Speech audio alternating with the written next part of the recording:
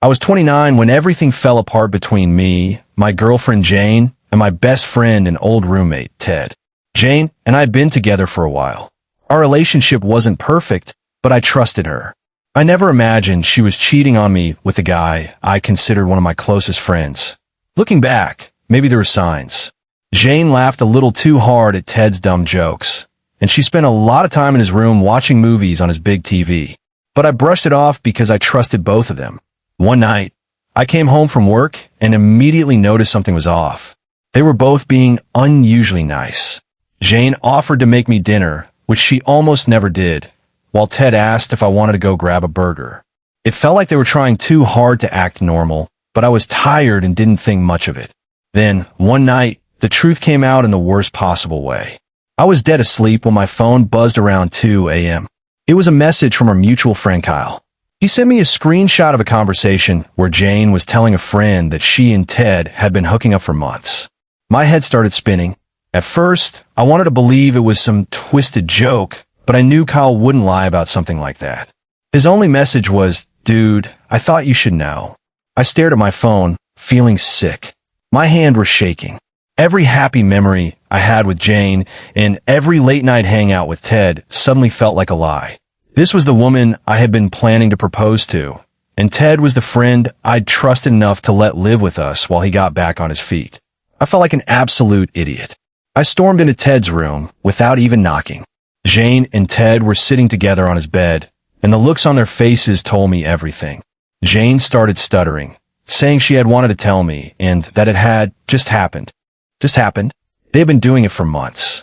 Ted tried to act like it wasn't a big deal, claiming Jane and I weren't working out anyway.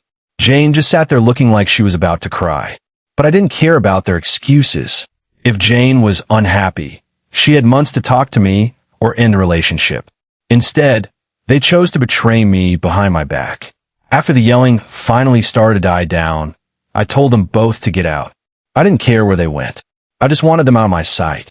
Ted tried telling me he never meant for things to go this far, while Jane kept saying she never wanted things to happen this way. None of it mattered. That night, I crashed on a friend's couch because I couldn't stand being in that apartment. The next morning, after barely sleeping, I decided I was leaving for good. I went back to grab my belongings, and of course they were both still there. Jane tried to stop me, saying she never wanted to lose me as a friend. That almost made me laugh. Friends don't do what she did. I threw my clothes and belongings into whatever bags and boxes I could find. I didn't bother packing neatly. I just wanted out. Ted stood in the corner, avoiding eye contact, looking like the coward he was. When I was finally done, I told them both that I never wanted anything to do with either of them again. Jane looked like she wanted to say something, but I didn't stay to hear it. I walked out of that apartment and never looked back. At that point, I was done with Jane, done with Ted, and done with the entire mess they created. I didn't tell our mutual friends what had happened. Honestly, I figured they'd find out soon enough. But what hurt the most was that most of them simply didn't care. A few people reached out and said they were sorry about the drama, but when it came down to it, they chose to stay friends with Jane. I didn't know whether to laugh or be angry, but it confirmed what I needed to do. I cut every one of them off. I moved back to my home state, changed my number, deleted my social media, and completely disappeared from that old friend group. It was brutal at first. It felt like I was walking away from everything I'd ever known. But I knew I couldn't move forward while holding on to people who had never truly had my back. So I let them all go. There were days when I wondered if I'd been too harsh or if anger had taken over. But whenever I considered reaching out, I remembered that night. Jane and Ted looking at me like I was the one who didn't belong, as if I were somehow ruining the love story they'd created in their heads. I wasn't the one sneaking around. I wasn't the one lying. Eventually, life started getting better. I made new friends, rebuilt my career, and slowly created a life I could actually be proud of. Then I met Ashley. She was everything Jane wasn't: honest, loyal, and genuinely respectful of the people around her. She knew about my past and never judged me for it. She respected the fact that I'd left that chapter behind and never tried to drag me back into it. For the first time in years, I felt genuinely happy. Eventually, I got engaged to Ashley, the most amazing woman I'd ever met.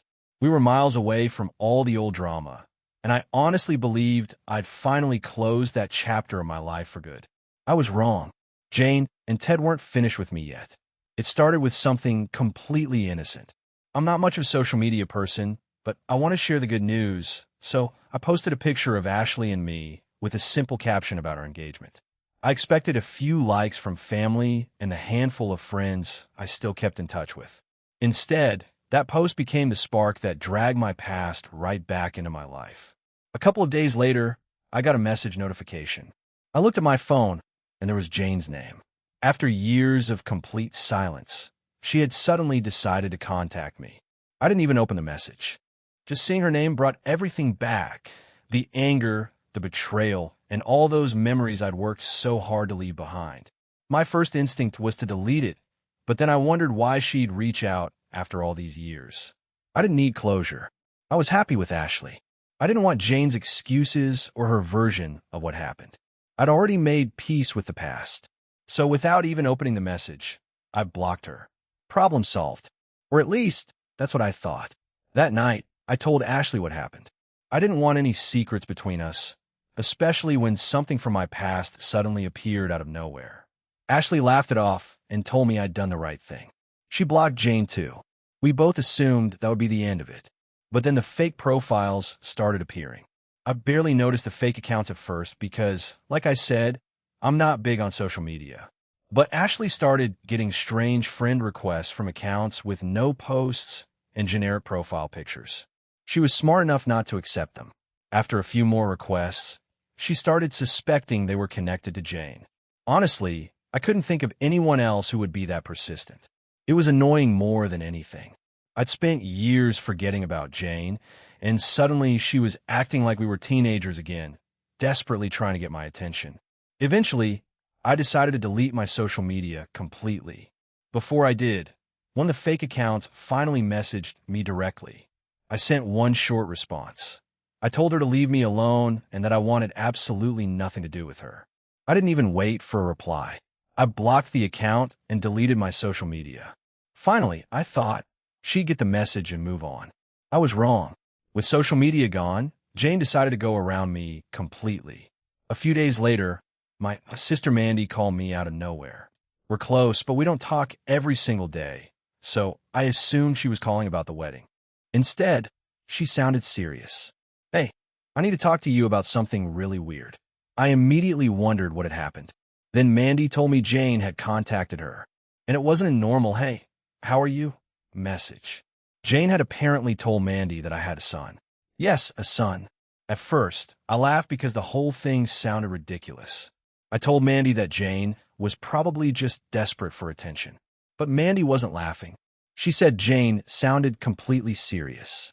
She had even sent pictures of the boy, claiming he looked just like me. Jane apparently kept saying she never wanted to keep the child a secret and had never wanted to hide the truth from me. I didn't believe any of it. If this child really existed and was mine, Jane had years to tell me. Why hadn't she contacted me about the pregnancy? Why hadn't she ever mentioned child support? Why wait until I was engaged to someone else? None of it made sense. I told Mandy exactly that, but she said Jane had been extremely persistent.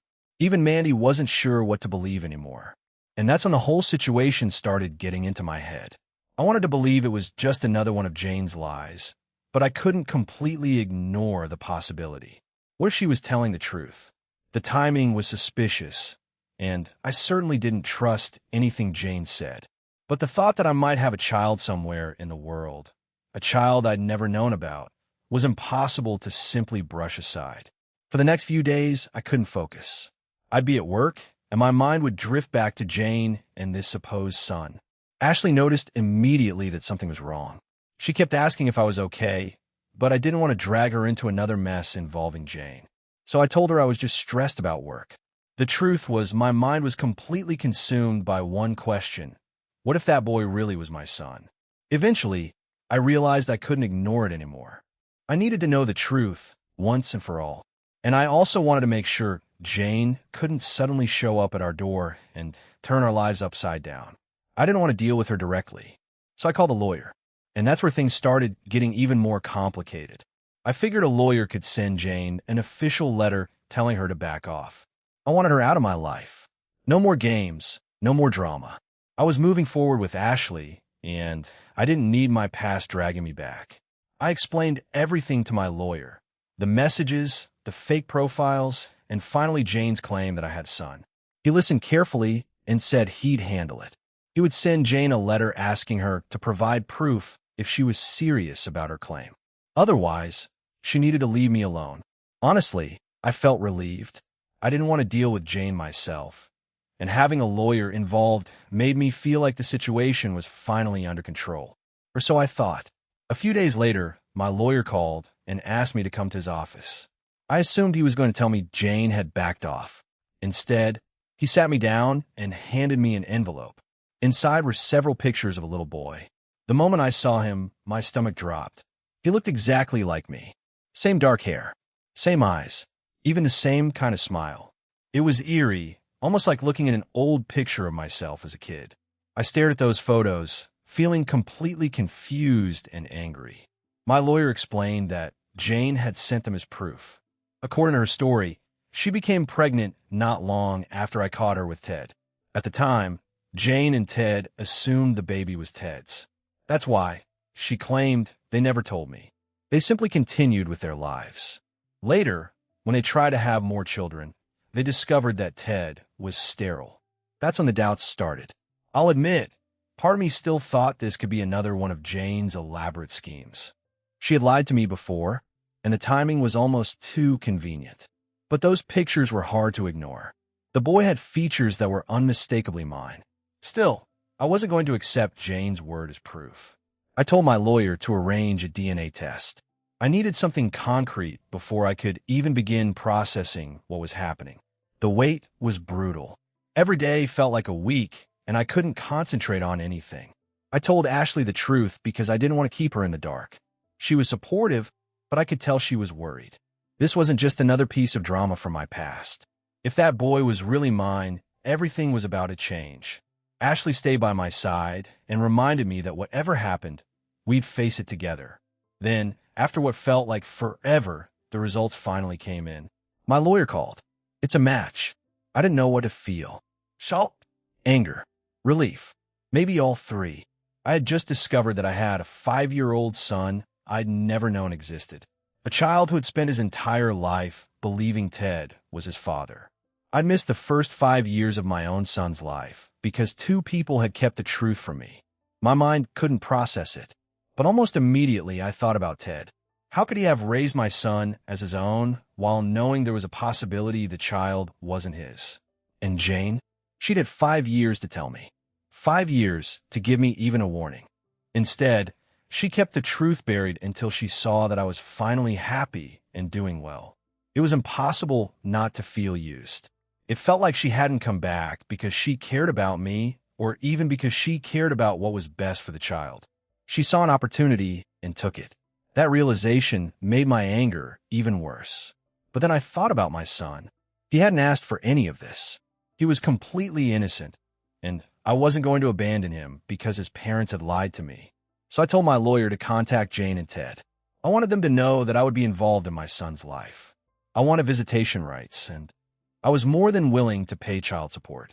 I wasn't going to abandon my son, but I also wasn't going to let Jane and Ted dictate the terms after everything they'd hidden from me. The moment my lawyer mentioned visitation, Ted completely lost it. According to my lawyer, Ted insisted that he was the boy's real dad and didn't want me anywhere near his son. The audacity was unbelievable. This was the man who cheated with my girlfriend, raised my son without telling me, and now wanted to pretend I didn't exist. I told my lawyer to make one thing clear. If I was paying child support, I wasn't going to be treated like some random check in the mail. I wanted to be part of my son's life. Jane tried to smooth things over. She suggested that I could pay support while keeping visitation discreet, supposedly so the child wouldn't become confused. I refused.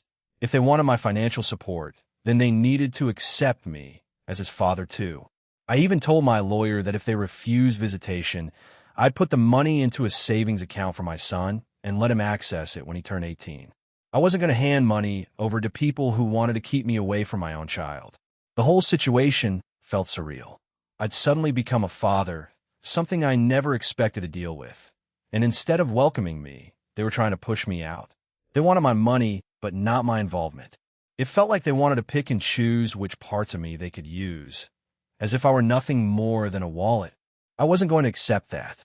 I told my lawyer to pursue whatever visitation and parental rights I was legally entitled to as the biological father. I wasn't going to become a background character in my son's life.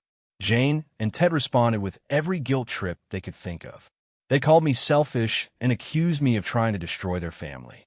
That was almost laughable. These are the two people who had hidden an entire child from me for 5 years. If anyone had been selfish, it was them. Still, I knew this wasn't going to be easy. My lawyer explained that the legal situation was complicated. Jane and Ted had 5 years of history on their side, and Ted was listed on the birth certificate, making him the legal father. Even though I was the biological father, I couldn't simply walk in and demand full parental rights. It was going to take time, money, and a lot of patience. And patience has never been my strongest quality. Jane and Ted weren't making things easier either. My lawyer tried to arrange a meeting about visitation, but Ted refused to even sit down with us. Instead, he sent a long email claiming he was the only father my son had ever known and that allowing me into his life would disrupt him. That word really bothered me. He acted like my son was some project he owned and I was an outsider who might interfere. Jane tried proposing a compromise. She said I could see my son, but only under her conditions, maybe once every few months and preferably without Ted around. Her excuse was that everything needed to stay low-key so the boy wouldn't become confused about who his father was. But I wasn't going to accept being hidden from my own son. Biologically, I was his father. I wanted the chance to actually be one. I told my lawyer their terms were unacceptable. Either they allowed me into my son's life properly, or I wasn't going to simply hand the money while they kept me at a distance. They couldn't have both. Predictably, they exploded. Jane started sending emails filled with guilt trips, accusing me of hurting my son by refusing to contribute financially. Ted became even more territorial, sending messages insisting that I wasn't going to let my son become another mistake I walked away from. My son wasn't a mistake. The only mistake I'd made was trusting Jane and Ted in the first place. For weeks, my lawyer went back and forth with them. Their emails were filled with guilt trips, attempts to shame me, and pressure to simply give up. But every time I thought about my son, I knew I couldn't quit. He didn't know me yet, but someday I wanted him to know that I had fought to be part of his life. I wasn't going to sit back, write checks, and let another man play the role that should have been mine. Eventually, after what felt like forever, we managed to arrange a face-to-face meeting. It was incredibly awkward. Jane arrived first, looking nervous. A few minutes later, Ted walked in. He wouldn't even look at me. He sat down, crossed his arms, and looked like he was preparing for a silent protest. The tension in the room was unbearable. Jane started by saying she'd kept the truth from me because she genuinely believed it was for the best. I could barely keep my voice steady. How is keeping a child from his biological father for 5 years for the best? She stumbled through an explanation. She said she believed Ted was the father and didn't want to complicate the situation by bringing me into it. Then Ted finally spoke. I raised him. I taught him to ride his bike. I've been there for every scraped knee and every school project. He said it like I was some stranger trying to steal his child. And honestly, I understood part of what he was saying. Ted had been there for those 5 years. He had done the everyday dad stuff. But that didn't erase the fact that I was the boy's biological father, and I deserved the chance to be there too. We argued for hours, going back and forth until it felt like we were repeating the same points. They kept saying they wanted to do what was best for him, but what they really seemed to mean was what was best for them. They wanted me in the background, out of sight, and basically reduced to a bank account. They kept saying things like, "We don't want to confuse him," but the kid was already 5. Eventually, he was going to have questions about me.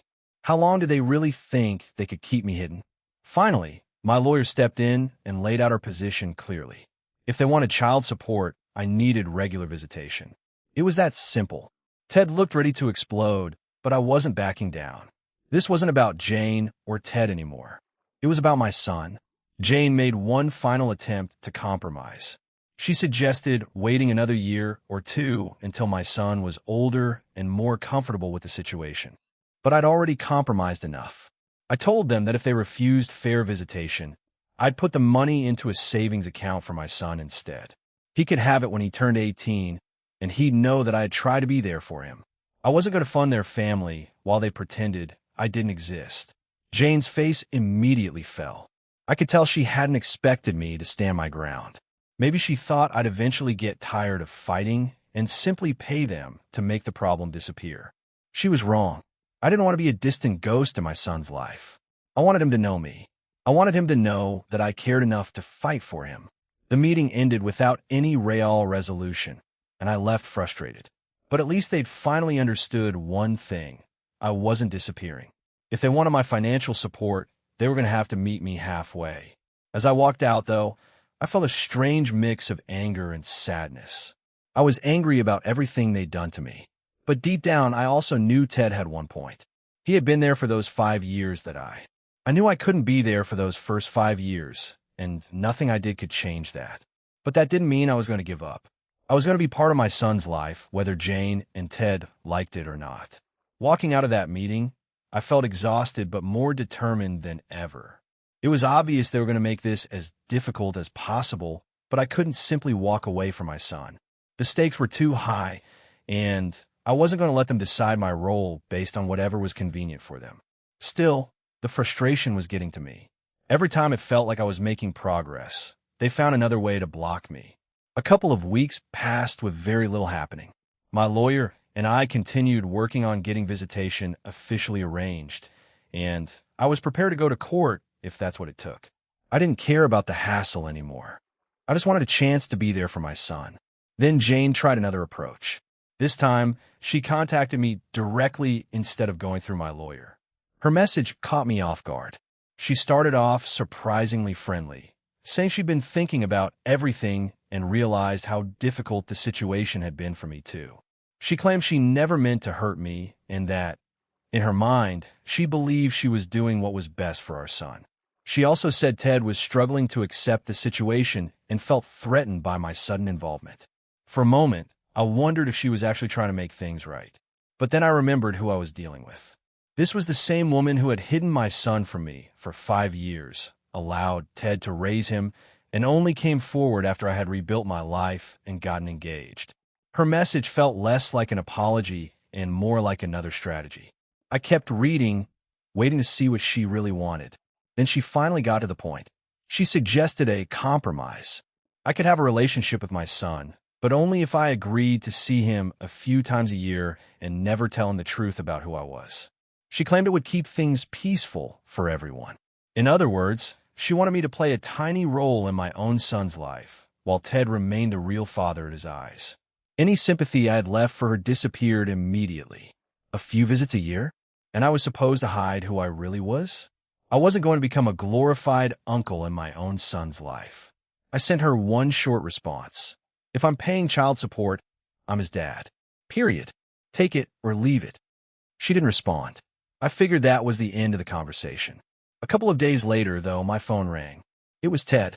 It was the first time I'd heard his voice in years, and hearing it brought a rush of anger back. I forced myself to stay calm and let him talk. He said he wanted to clear the air and thought we could work things out like adults. I had my doubts, but I listened. Ted admitted that he'd been struggling with everything and was trying to come to terms with the situation. He even said he respected the fact that I wanted to step up and be involved. Then he got to the real reason for the call. He said he was afraid my involvement would confuse our son. According to him, the boy might feel like he had 2 fathers, and he claimed that wasn't healthy for a 5-year-old. I'll admit, the let's work this out like adults approach almost got through to me. But the longer Ted talked, the clearer his real intention became. He wasn't trying to find common ground. He wanted things to stay exactly the way they were, with him as the father my son knew and me pushed into the background. I cut Ted off in the middle of his sentence. If I'm going to pay child support, I'm going to be part of my son's life. I'm not here to make things easy for you or Jane. This is about my son. Ted tried to argue again, saying I was ruining their family. I wasn't listening anymore. I hung up.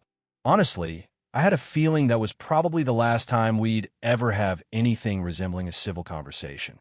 After that, everything went quiet again.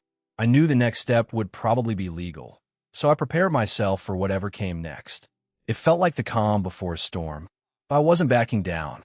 I wasn't going to be some occasional visitor or a stranger who appeared a few times a year. I wanted to be a real father to my son. Through all of it, Ashley was my rock. She kept me grounded whenever I felt like everything was falling apart. She was there through every update, every frustrating conversation, and every new tactic Jane and Ted tried. I honestly don't know how I would have gotten through it without her. One night, while we were talking about the future, Ashley said something that stuck with me. Your son deserves to know the real you. And one day, he'll thank you for fighting to be there. That was exactly what I needed to hear. This wasn't about revenge. It wasn't about getting even with Jane and Ted. It was about my son. I wanted him to know that his biological father cared enough to fight for a place in his life. So I kept fighting. Months passed with court dates, negotiations, and more frustration than I could put into words. Eventually, we reached a settlement. I was granted regular visitation with my son, scheduled times when I could spend time with him without Jane and Ted controlling every detail. It wasn't the perfect outcome. I wanted to be his father in every possible way, but given the circumstances, it was a start. My first visit felt surreal. I remember standing outside the park where we'd agreed to meet, my heart pounding. It felt like I was meeting him for the first time. In a way, I was. Then he ran toward me, and something just clicked. I saw myself in him immediately. The same curious expression, the same wild energy. I don't think I stopped smiling the entire time. We played, talked, and laughed. He showed me his favorite things, just like any other kid would. For those couple of hours, I didn't feel like an outsider anymore. I felt like his dad. It still isn't easy. I have to see Jane and Ted, and I still have to deal with the boundaries they've put in place. Sometimes I leave a visit feeling like I've barely scratched the surface of getting to know my own son. But every time I see him, he opens up a little more. I'm not a stranger anymore. I'm his dad. He may not completely understand everything yet, but he knows that I'm there. As for Jane and Ted, they're finally starting to accept that I'm not going anywhere. I'm a permanent part of my son's life now. They don't have to like it. They just have to respect it. And for now, that's enough. Ashley has been there through all of this, and she's gotten to know my son too. Seeing the two of them together has only made me more certain that she's the person I want to spend my life with. We're still planning our wedding. And while I can't be my son's full-time dad yet, I have a dream for the future. Maybe one day, when he's older, he'll stand beside me at my wedding as my best man. Not because I expect anything from him, but because I want him to know that he's always been a real part of my family. This isn't a fairy tale ending. I'll never get those first 5 years back. But every visit, every laugh, and every time he calls me dad, in his own little way makes the entire fight worth it. Maybe one day, when he's old enough, I'll tell him the whole story. Not to make him choose sides, not to turn him against anyone, but so he'll know one thing. From the very beginning, I fought to be there, and I'll keep showing up for as long as he'll have me.